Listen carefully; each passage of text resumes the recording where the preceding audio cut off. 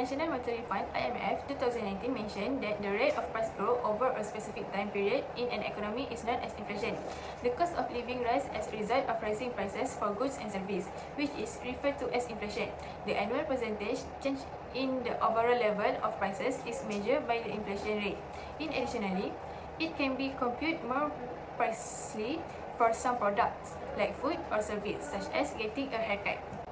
When the rate at which the general level of price for goods and services is rising, and subsequently your purchasing power is falling, and this is known as inflation. When inflation rate is high, the price of goods and services increase at a faster rate. This means that you can buy fewer goods and services with the same amount of money. In simple terms, inflation indicates that your money might not be as valuable now as it was in the past. Theory of inflation.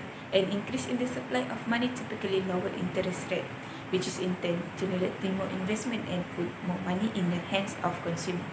Theory by stimulating spending. Business respond by ordering more raw material and increasing production. The increased business activity raises the demand for labor. The opposite can occur if the money supply falls. Bank lend less, business put off the new project, and consumer demand for home montage and car loan decline. The classical economic view of the inflation revolved around this theory, and this theory was in turn derived from a Fisher equation of exchange. This equation says that MV equal PT, where M is the amount of money in the circulation, V is the velocity of circulation of money, P is the average price level, and T is the number of transactions taking place. Assalamualaikum, my name is Putri Takisdiana and my metric number is at 67157. So today I'm going to explain literature review, which is result 1 and 2.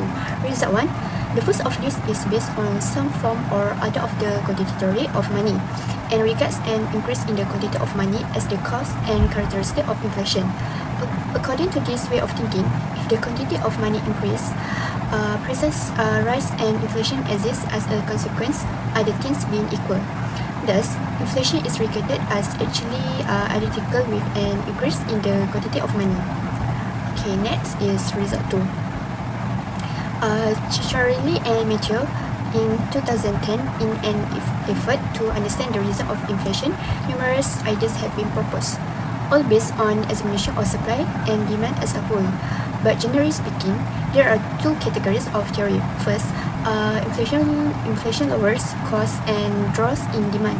Each type of theory, as the name suggests, emphasizes excess demand and aggregate supply in various ways. Discussion. Result 1. What variables affect the inflation rate? Aggregate demand and shortcut aggregate supply intersect to form the price level. Anything that modifies either of these two curves alter the price level and subsequently influence the inflation rate. Most economists believe that one factor affecting an economy's long-term inflation rate is the pace of money expansion. The equation of exchange provides the conceptual underpinning for such conclusion. MV equals PY, especially the money supply times the rate of change in money. Given the equation of exchange, which hold by definition, we learned in the chapter on monetary policy that the sum of percentage rate of change in M and V will roughly equal to the sum of the percentage rate of change in P and Y. Lastly, in conclusion, economists agree that hyperinflation for high inflation rates